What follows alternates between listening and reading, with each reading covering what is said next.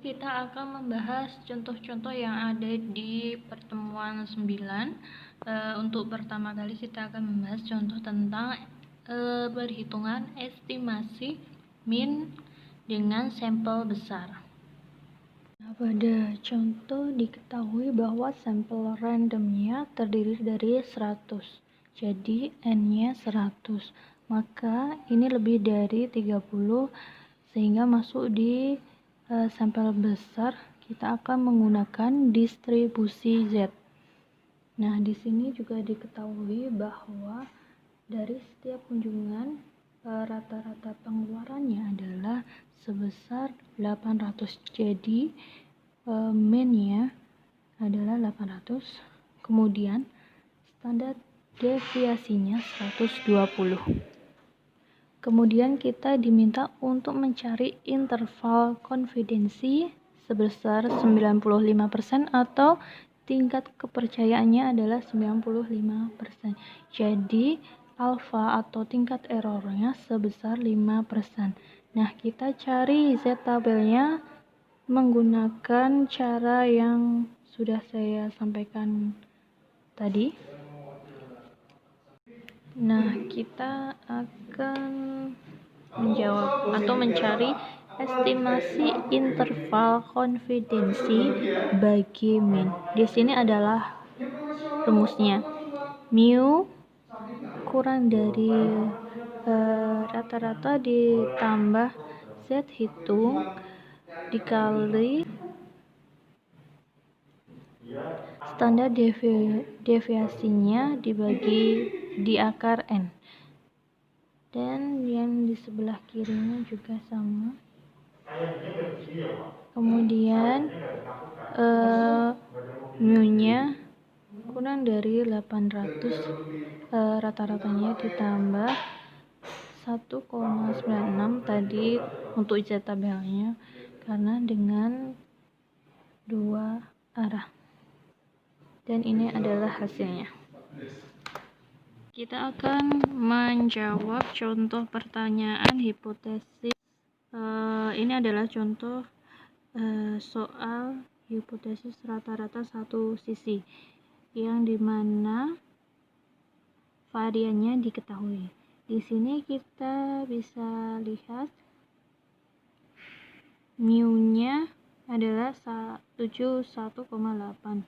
Kemudian untuk mu nolnya adalah 70. Nah, ini kata kuncinya terdapat pada bagian kalimat ini. Rata-rata usia dewasa yang meninggal karena COVID lebih dari. Jadi, kita menggunakan bentuk hipotesis satu pihak. Hipotesis satu pihak sebelah kanan. Di sini juga diketahui standar deviasinya 8,9. Dan kita diminta untuk mencari nilai Z hitungnya dengan taraf signifikan atau alfanya sebesar 5%. Nah, tadi kita tulis apa yang diketahui. Di sini diketahui untuk H0-nya atau mu sebesar 70. Kemudian rata-ratanya 71. Ini lebih besar karena di pertanyaan tadi bisa kita lihat ada kata kunci rata-rata usia dewasa yang meninggal lebih dari. Jadi ini kita menggunakan uji hipotesis satu pihak atau satu arah kanan. Nah, kemudian di sana juga sudah ada keterangan bahwa tarif signifikansi atau alfanya sebesar 0,05%. Jadi Z tabelnya dari alfa 5% ini sebesar 1,645. Bisa dicari dengan rumus yang sudah saya ajarkan di video sebelumnya. Kemudian, nah ini sudah dicari, jadi Y hitung harus lebih besar dari Z tabel.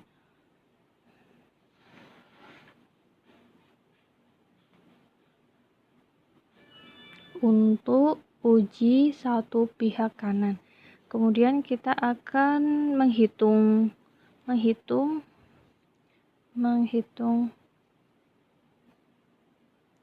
statistik ujinya atau Z hitung. Di sini rumusnya adalah rata-rata dikurangi mu0 dibagi standar deviasinya, kemudian dibagi akar n. Di sini mu0-nya atau rata-rata, mu-nya atau rata-ratanya sebesar 71,8, kemudian mu0-nya 70, lalu standar deviasinya 8,9 dibagi jumlah sampel tadi diketahui 100 bagi 100. Jadi Z hitung sama dengan 2,02. Dan bisa kita ambil keputusannya karena ini adalah uji satu pihak kanan, hipotesisnya H0 tidak ditolak apabila Z hitung kurang dari atau sama dengan Z tabel, dan H0 ditolak jika Z hitung lebih besar dari Z tabel. Nah, bisa disimpulkan karena Z hitungnya lebih besar dari Z tabel, tadi Z hitungnya 2,02, Z tabelnya dengan alfa sebesar 5% adalah 1,645. Maka H0 ditolak. Jadi bisa disimpulkan rata-rata usia dewasa yang meninggal karena COVID sebesar atau kurang dari lebih besar dari 70 tahun. Kita akan mencari atau menghitung Z hitung untuk contoh uji hipotesis dua sisi yang dimana variannya diketahui. Di sini terdapat sampelnya terdiri dari 100 buah, kemudian rata-rata daya tahannya sebesar 1570, kemudian standar deviasi 120. Nah, ini kata kuncinya terdapat di tidak sama dengan. Jadi ini merupakan uji hipotesis dua sisi.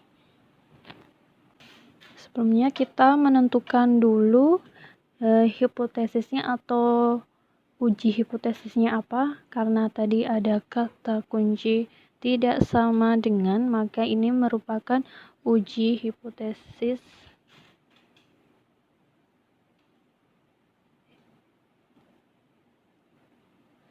dua sisi.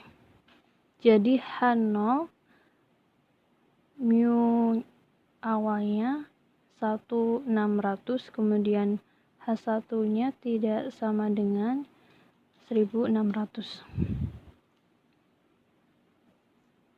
Ini adalah mu awal atau mu0, mu0-nya. Nah, kemudian kita juga mengetahui bahwa taraf atau tingkat signifikannya sebesar 5% itu sama dengan 0,05. Jadi kita bisa mencari Z tabelnya dengan menggunakan perhitungan sebelumnya tadi, di mana Z tabel sama dengan 1,96 dan min 1,96 karena ini uji hipotesis dua sisi. Nah, untuk langkah selanjutnya kita menentukan nilai kritisnya. Tadi sudah, dimana untuk dua sisi H0 tidak ditolak jika Z tabelnya lebih besar dari atau sama dengan Z hitung atau Z hitung kurang dari atau sama dengan Z tabel. Tetapi jika H0-nya diterima, maka Z hitungnya harus lebih besar dari Z tabel atau Z hitungnya kurang dari min Z tabel. Nah, ini tadi Z tabelnya 1,96 dan min 1,96. Lalu kita akan melakukan perhitungan Z hitung. Di sini sudah diketahui rata-ratanya tadi sebesar 1,570 dikurangi mu nolnya 1,600 dibagi standar deviasinya 120 dibagi akar dari N atau banyaknya sampel sebesar 100 buah.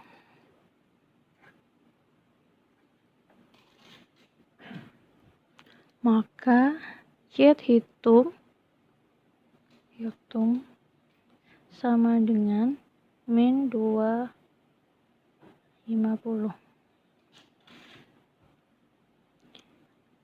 Kita menentukan keputusannya.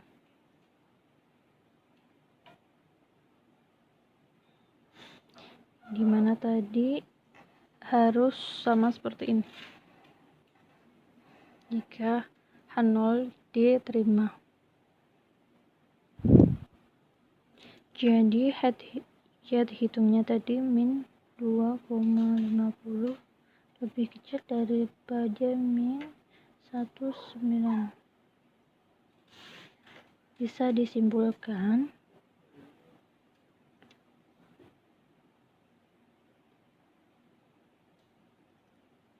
bahwa H0 diterima. Berada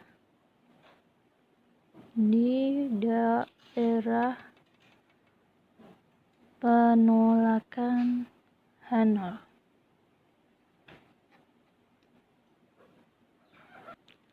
Sehingga tidak dapat disimpulkan bahwa berdasarkan sampel tadi, rata-rata daya tahan lampu yang dihasilkan adalah 1.600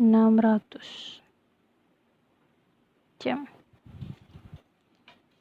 Kali ini kita akan menghitung contoh estimasi min di mana variannya tidak diketahui. Bisa dilihat di slide 24. Contohnya di sini adalah sebuah perusahaan otomotif melakukan riset pasar dengan mengambil acak sampel 12 lokasi. Dan ini diperoleh data penjualannya ada di kolom dari I1-nya 110, kemudian 100 sampai dengan 132. Di sini kita menggunakan tingkat kepercayaan 95%, yang artinya alfanya sebesar 5%. Mana N-nya tadi diketahui atau sampelnya sebesar 12. Di sini merupakan kurang dari 30 sehingga kita menggunakan distribusi T.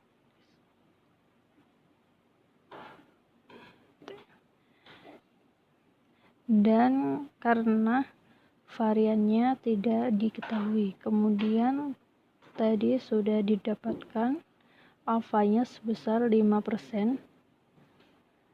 Nah, kita akan mencari T tabel untuk estimasi min dengan sampel kecil menggunakan seperti ini T-tabelnya. Nah, alfa bagi 2 dan df-nya sebesar n-1. Di sini cara pencarian nilai T-tabelnya berbeda dengan TZ-nya tadi. Kita hitung dulu. Nah, alfanya tadi 5%, sehingga kita dapat 2,5%. Atau bisa kita desimalkan sebesar 0,025. Kemudian df-nya sebesar 11 karena n sampelnya tadi adalah 12. Untuk mencari di tabel T-nya, karena tadi sudah diketahui df-nya sebesar 11, kemudian alfanya 0,025, maka tabel T atau nilai T tabelnya sebesar 2,20099. Nah, ini bisa dibulatkan menjadi 2,201. Karena kita ingin mencari estimasi intervalnya, kita membutuhkan rata-rata sama standar deviasinya. Nah, kita pertama kali mencari rata-ratanya, menghitung seperti biasa. Data penjualan tadi kita hitung, jumlahnya kan ada 12 dan hasilnya sama dengan 113. Kemudian kita mencari variannya, varian sampel. Ini adalah rumusnya, jumlah dari X1 dikurangi rata-rata, jadi setiap data dikurangi dengan rata-ratanya tadi 113. Kemudian kita pangkatkan 2 dan dijumlah dengan X sampai X I12 dibagi dengan jumlah sampelnya dikurangi 1 sama dengan 11. Jadi varian sampelnya sebesar 65,82. Setelah itu kita mencari S-nya atau standar deviasinya sama dengan akar dari varian sampel. Jadi standar deviasinya sebesar 8,11. Terakhir kita melakukan penghitungan estimasi intervalnya, di mana tadi min-nya sudah diketahui, kemudian standar deviasinya juga, dan untuk T-tabelnya juga sudah diketahui. Tinggal dihitung dan hasilnya adalah di mana mu kurang dari 118 dan lebih besar dari 107. Ini merupakan estimasi rata-rata dari perhitungan penjualan tadi. Nah, berikut adalah pembahasan untuk contoh soal di slide 25 tentang uji hipotesis rata-rata di mana variannya tidak diketahui dengan menggunakan data estimasi sebelumnya yang sudah kita hitung tadi, di mana untuk n sampelnya 12 dan untuk rata-rata atau mu nolnya sebesar 120. Lalu diminta untuk tingkat signifikannya 2%. Nah, ini kita menggunakan uji hipotesis dua pihak. Ini adalah ciri-cirinya. Maka uji hipotesis dua arah atau pihak. Nah, di sini kita sudah diketahui alfanya sebesar 2%. Kemudian kita mencari T tabelnya dari alfa sebesar 2% tadi, seperti yang sudah saya jelaskan sebelumnya caranya. Dan hasilnya adalah 2,7181. Nah, cirinya di sini jika H0 ditolak, jika T hitungnya lebih besar dari T tabel. Kemudian jika T hitung kurang dari min T tabel, H0 juga ditolak. Nah, kemudian ini adalah langkah untuk menghitung T hitungnya. Di sini kita menggunakan minnya atau rata-ratanya yang sudah kita cari sebelumnya di estimasi intervalnya. Kemudian mu nolnya kita juga sudah diketahui 120. Nah, di standar deviasinya kita sudah hitung sebelumnya sebesar 8,11. Kemudian dibagi akar N. N adalah jumlah sampel yang diambil, yaitu sebesar 12. Sehingga T hitung kita peroleh min 2,9. Jadi keputusannya T hitung kurang dari